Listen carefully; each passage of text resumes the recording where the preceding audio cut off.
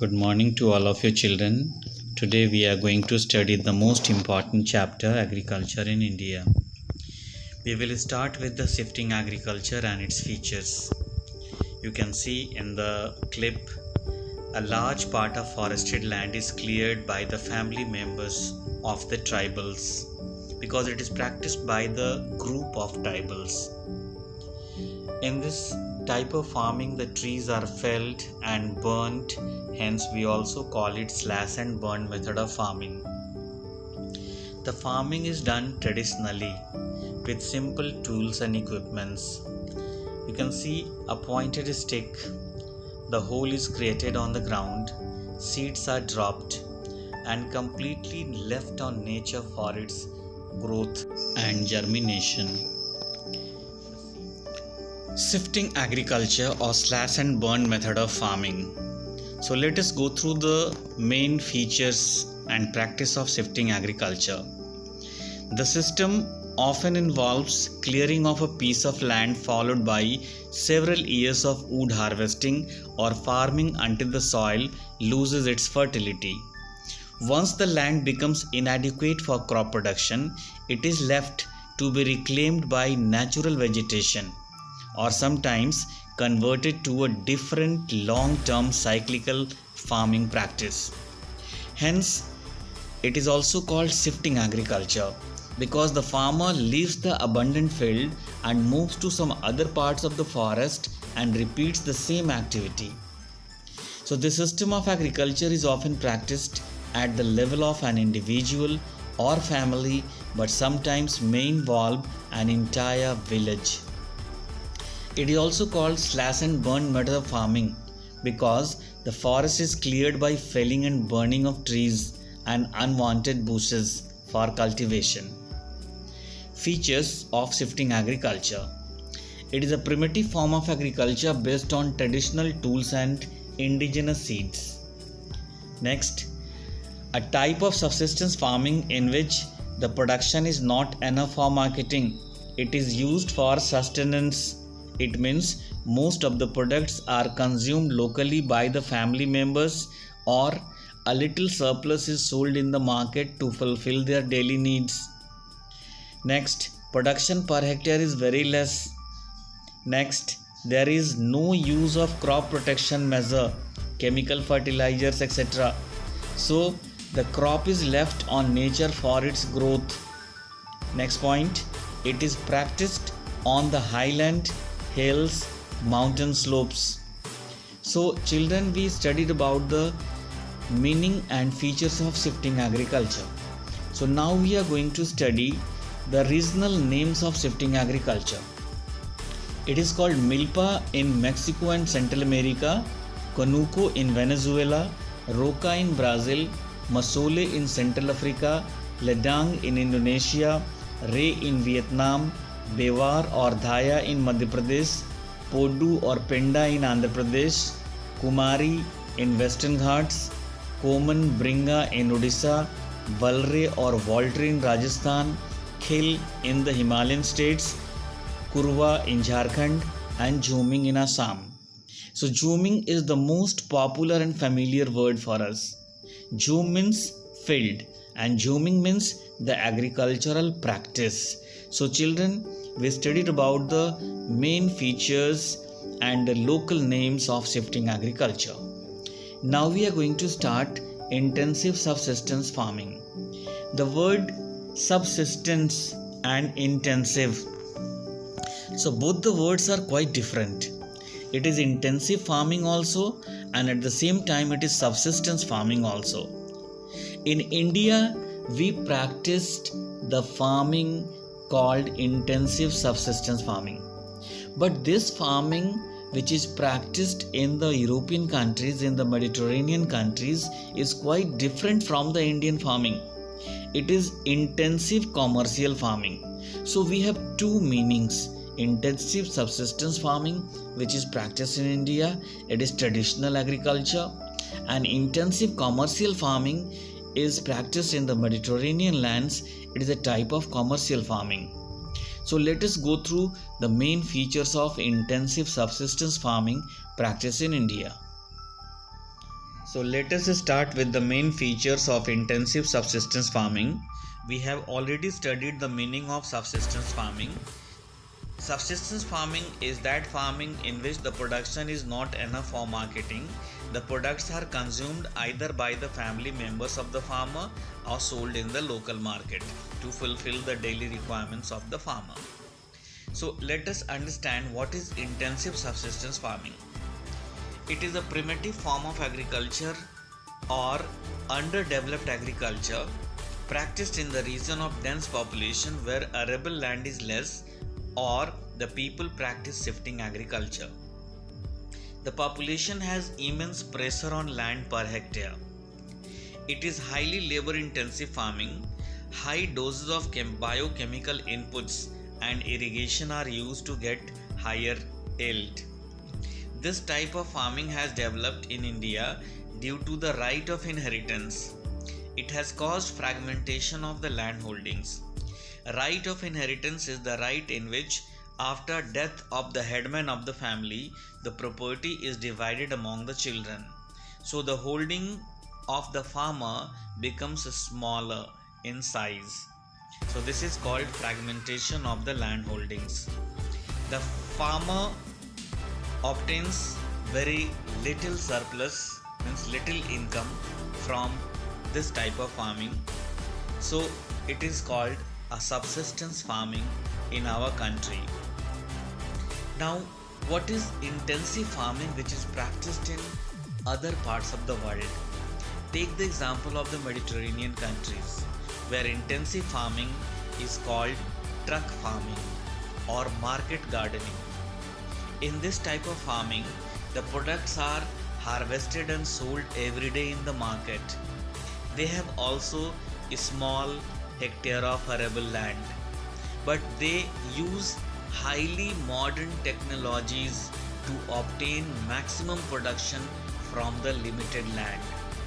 The products are sent to the market through trucks and lorries, hence they call it truck farming.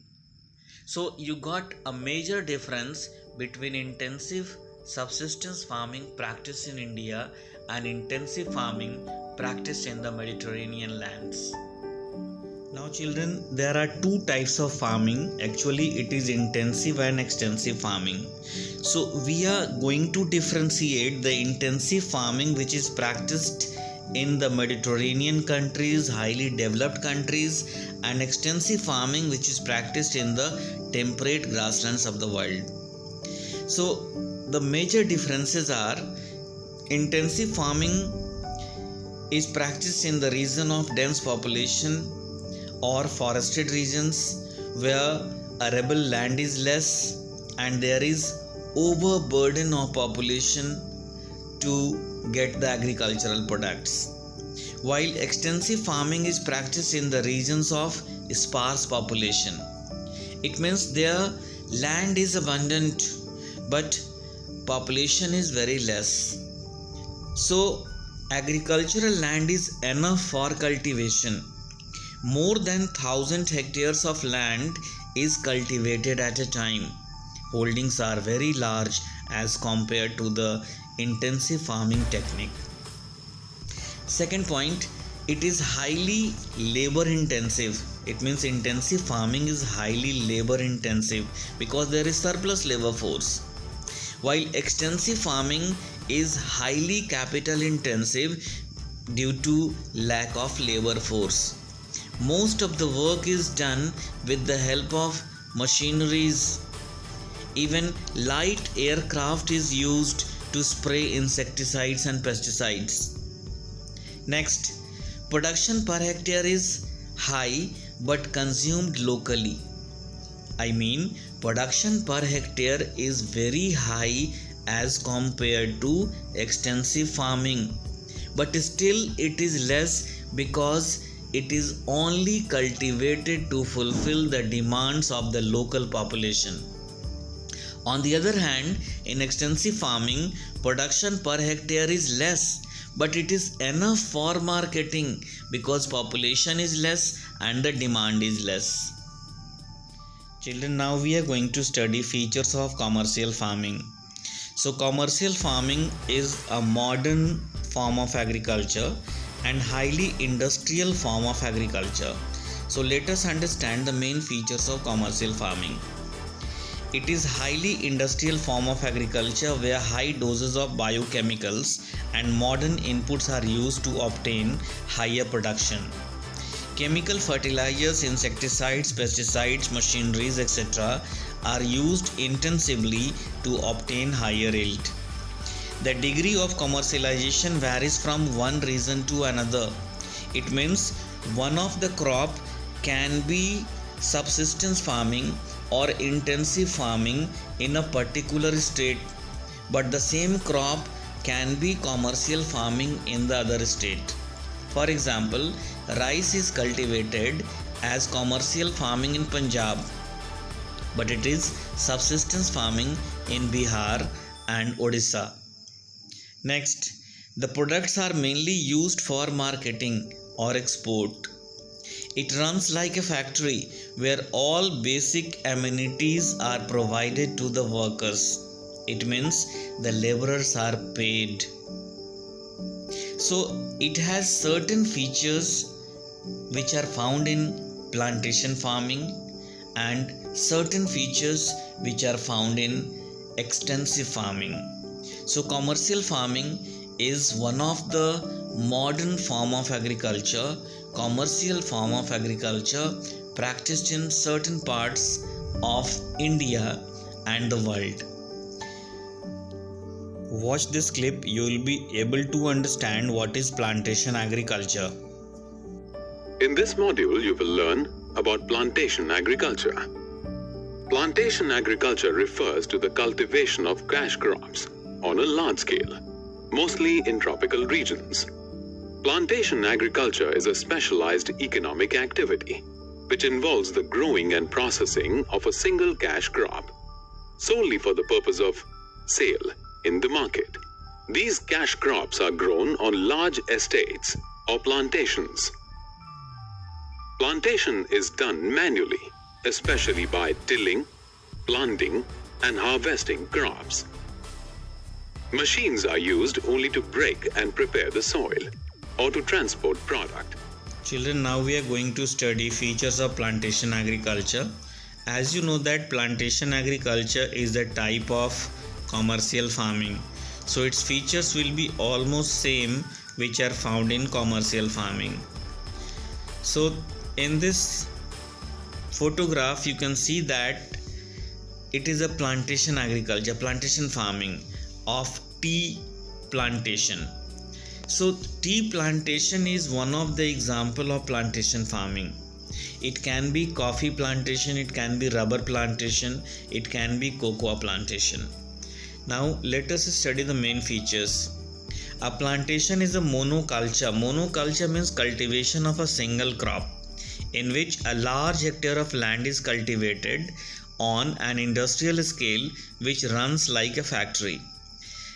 I have used the word runs like a factory. It means all the workers and employees live in the residential area nearby the plantation and they get all the basic amenities provided by the plantation owner. Second point, bush-like plants are planted which continues yielding for more than 30 years after plantation. It means once the crop is planted, it continues production for more than 30 years. Next, the production per hectare is very high and the products are mainly meant for export such as tea, rubber, coffee, etc. It is highly labor and capital intensive agriculture. Labor intensive because most of the work is done with the help of labor force, whether it is coffee plantation, rubber or tea plantation. Capital intensive because the products which are brought to the processing center, the processing starts right from the place and then it is sent to the factory for further processing. Next, it is practiced in Assam, Kerala, Karnataka, Tamil Nadu, etc. So children, plantation agriculture is a commercial form of agriculture and it is a monoculture. Now we are going to study features of Indian agriculture. Children, you know that India is an agricultural country where 60% of the population of the country is dependent on agriculture, and agriculture has large share in the national income. So let us go through all the points. First point is Indian agriculture is subsistence in nature. It means produce is consumed by the farmer itself or the local people or within the state or within the country. Next, agriculture is dependent on monsoon rainfall. Only 1/3 of the net sown area is under irrigation. Consumption of chemical fertilizer, HYB seeds and other crop protection measures are quite less. Size of agricultural fields is very small. It means agricultural holdings are very small in size due to ancestral rule of the family, in which the holdings are divided into subdivisions. Next, machines and modern farm implements are used only in a smaller area. Certain states like Punjab, Haryana, Western UP, parts of Rajasthan, their people are using modern technologies, modern machineries. But there are several states in India where people are still using the traditional method of agriculture. Next, food crops like rice, wheat are more important than commercial crops. It means there is preponderance of food crops. We mainly cultivate food crops to fulfill the demands of the population. Next, there are poor banking and insurance facilities available to the farmers. So, farmers in India are not well developed farmers. They are still backward, and we need to develop our agricultural sector. Next, we are going to study agricultural seasons of India or cropping patterns in India. We have 3 cropping seasons, namely Kharif, Rabi and Zaid. It is one of the feature of Indian agriculture that India, being a tropical country, has 3 agricultural seasons. Kharif is rainy crop, while Rabi is winter crop and Zaid is summer crop. It is also called Aman, Os and Boro. Aman is Rabi crop, while Os is Kharif crop, while Boro is summer crop. It is the local name of Rabi, Kharif, Zaid in West Bengal and Assam. So let us have a quick look of the different crops grown in different seasons in India. So rice, maize, cotton, groundnut and mung are Kharif crops. Wheat, barley, gram, oilseeds are Rabi crops, while watermelon, cucumber, vegetables and even summer rice, it is called TN1, Tachun Native 1, is Zaid crop or summer crop. So let us have a quick look about some of the other crops. In Kharif season, we are cultivating cotton, sugarcane, corn, groundnut, soybean and rice. In Rabi season, we are cultivating wheat, chickpea, almond, oats, mustard and broccoli. And in Zaid season, they are mainly fruits and vegetables. So children, we studied about the main cropping seasons of India. Now we are going to study differences between subsistence farming and commercial farming. So subsistence farming is done for self-consumption, not for marketing, while commercial farming is mainly practiced for marketing, that is export. Next, it is done where population pressure on the land is very high.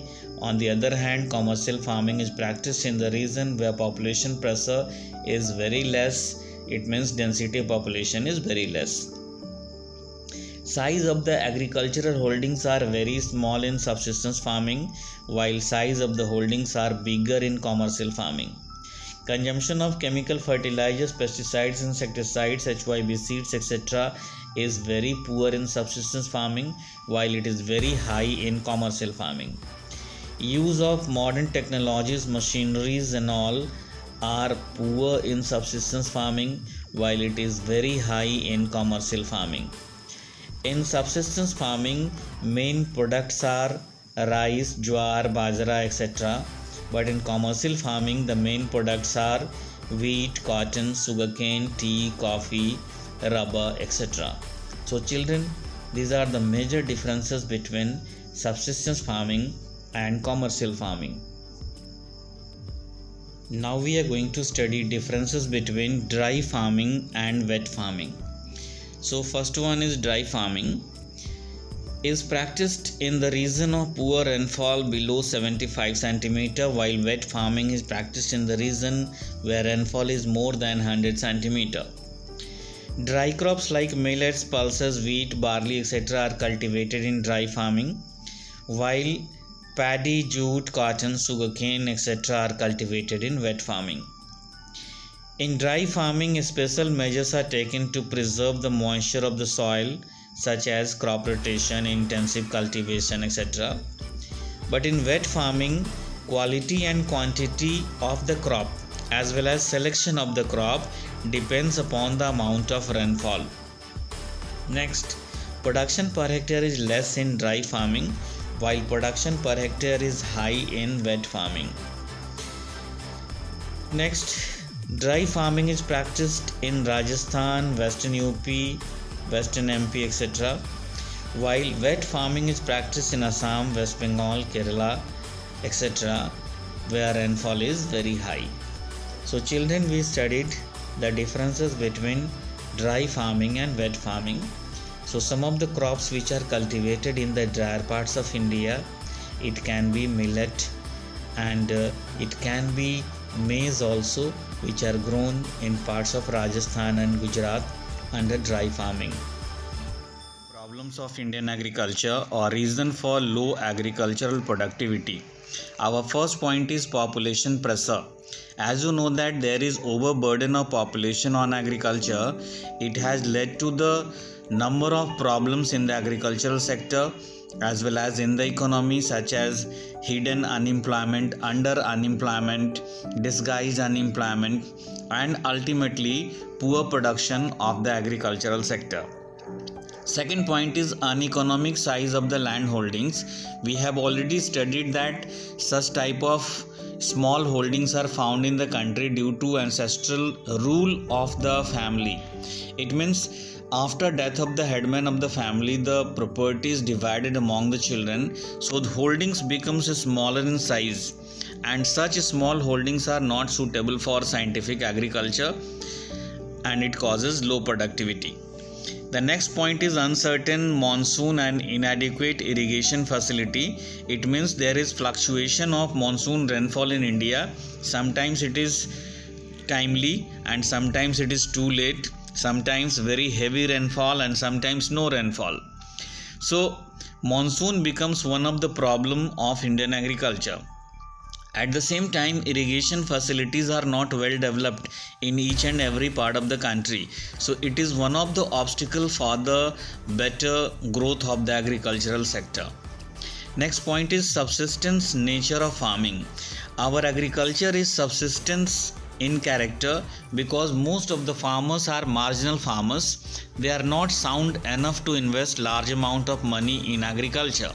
So their agriculture is of subsistence type. It means it is only for the sustenance of the family. Next, decline in soil's fertility is one of the reasons behind low productivity of Indian agriculture. Because in each and every five-year plans, we were investing large amount of money in subsidies to provide fertilizer and chemicals to the farmers. So this has resulted into the destruction of the soil's fertility due to repeatedly use of chemical fertilizers and pesticides. So this is one of the reason. And the second reason is law of diminishing return. It means when the same plot of land is cultivated continuously year after year, then it loses fertility and at last it becomes barren and doesn't support agriculture. The last point is poor organization of resource development and entrepreneurship. So resources in our country are not well organized, means farmlands are not well organized, not well maintained by the farmer, And secondly, there is lack of entrepreneurship, means lack of managerial skill, how to cultivate, what type of crop to cultivate, which soil supports what type of crop. So these things are very important while handling resource development or soil resources. So children, we studied the problems of Indian agriculture, and all these problems are responsible to the poor productivity of the Indian agriculture. Now let us study about the reforms in the agricultural sector. Children, government has done institutional and technological reforms to enhance the productivity of the agricultural sector in India. First of all, after independence, government abolished Jamindari system. Very soon, it started a program called Consolidation of the Land Holdings. In this program, the fragmented lands were consolidated into one unit. It was called Chakbandi, means the land was consolidated into chaks. Chaks means holdings, large holdings. So this program is also called Chakbandi, and the term for it is consolidation of the land holdings. Next was sealing of the land holdings. So under sealing of the land holdings, farmers who were still having large acres of land and were renting it to the marginal or small farmers, their land was confiscated and redistributed among the landless farmers. So this is called sealing of the land holdings. Next most important reform which was done was introduction of Green Revolution. This Green Revolution had completely revolutionized the agricultural sector in 1960-62. Presently, we have second phase of Green Revolution since 2002. Next most important feature which is found in institutional reform is crop insurance, Kisan credit card facility, and minimum support price fixed to the crops or the produced by the government. So these all are institutional reforms done by the government to enhance the agricultural productivity. The next reform sector was found in technological field. Presently the government is improving and adding a lot in the field of technology to increase the productivity of the agricultural sector. First of all, the government introduced modern machineries, tools and equipments to revolutionize the agricultural sector. Secondly, inputs of Green Revolution were made available. Now, what are the inputs of Green Revolution? Inputs of Green Revolutions are HYB seeds, improved sources of irrigation, pesticides, insecticides, chemicals, etc. So these all are made available to the farmers on subsidies. Next is development in the field of drip irrigation, sprinkler method of irrigation, and number of other technologies which were brought to the agricultural sector. Next, weather forecasting, soil testing, etc. were also introduced in the agricultural sector. And lastly, HYB seeds of most of the crops were made available to the farmers in the field of technological reforms. So children, we studied about the different types of reforms in the agricultural sector. Now we are going to study some of the geographical terms. The first term is agriculture. So cultivation of crops and domestication of animals is called agriculture. Cash crops. The crops which are cultivated for trade and commerce and selling them in the market to earn money, like tobacco, spices, fruits, sugarcane, etc. It means they have high value just after harvesting, is called cash crop. Animal husbandry is the domestication of animals. It can be milch cattle or draft animal. So this is called animal husbandry. Green Revolution is the agricultural package introduced in 1960-62 to enhance the agricultural productivity. Its second phase is going on after 2004. Horticulture is the cultivation of fruits and vegetables, while sericulture is the rearing of silkworm and production of silk. Jhuming, we have already studied about the shifting agriculture. which is practiced in the northeastern states of India. Next, one term is PDS. PDS is Public Distribution System. In this, poor farmers or marginal farmers or poor people of the country are provided with food grains at nominal cost. Another is minimum support price. So minimum support price is the price fixed by the government to increase the agricultural productivity. Some of the other important terms are PDS. So PDS means Public Distribution System. It is a program which provides food grains and other essential commodities to the poor farmers. Minimum support price, MSP. It is the lowest price announced by the government at which food grains are procured by FCI. Genetic engineering. It means developing new and hybrid seeds by modifying the gene of the crops. Shifting agriculture we have already studied. Now, some of the important crops cultivated in India can be divided into cereals, millets, pulses, oilseeds, beverage crops, fiber crops, and cash crops. So children, you are going to memorize examples of the different types of crops and their cropping seasons. So thank you all of you. See you in the next class. In that we will describe about the geographical requirements for the cultivation of different crops. Thank you all of you.